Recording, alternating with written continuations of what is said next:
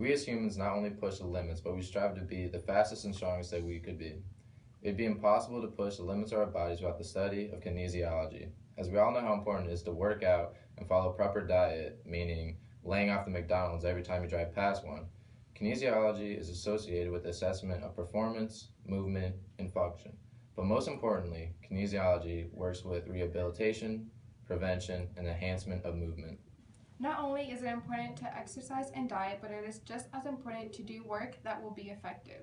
There are two ways that we can test the physical ability of one's strengths and weaknesses.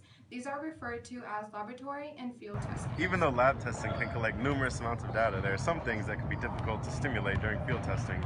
Where a lab is very controlled, the field is difficult to control. For example, the variables such as temperature, wind velocity, adrenaline produced when an activity is being played against other opponents, and even other environmental factors.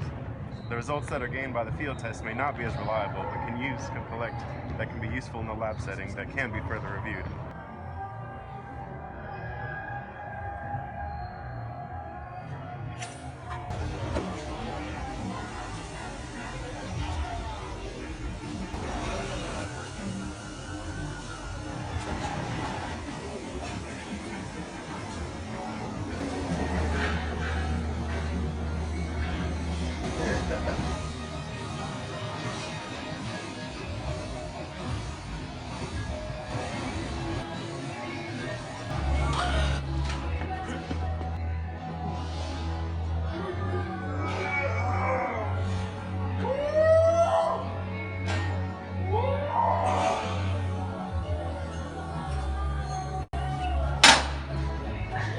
Laboratory tests are conducted in a controlled setting where there are protocols and equipment used to determine a person's physical activity.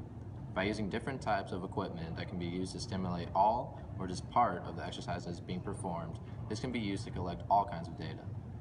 The test can be from a simple grip strength test to oxygen levels, cardiac levels, flexibility, or even the speed a person can run and for Two how different long. kinds of experiments, laboratory and field.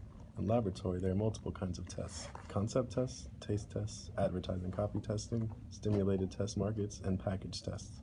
For field, there are store audits, home use tests, test markets, and on-air advertising testing. How do you stay physically active on a weekly or monthly basis? I run about twice a week and try to lift weights about 3 times a week. Second question, how old were you when you began to work out? I was about... 21. Excuse me, sir. Can I ask you a few questions about your workout habits? Oh, yeah, definitely, yeah.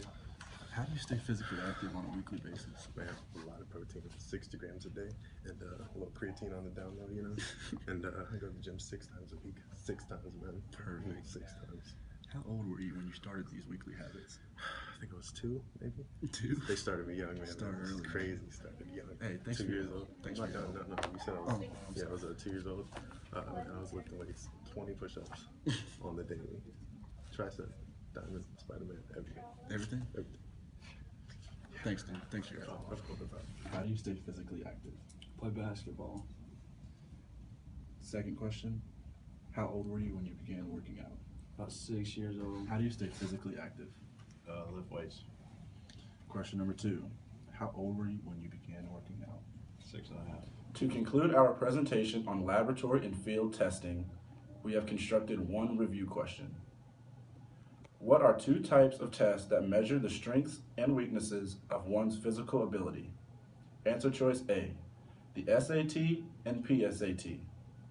B, the NFL Combine or one's IQ test. C, laboratory and field testing.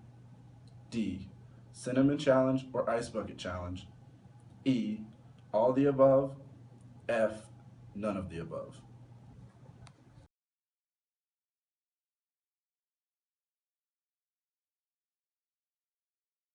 The actual answer is C. To conclude our presentation on testing and physical activities.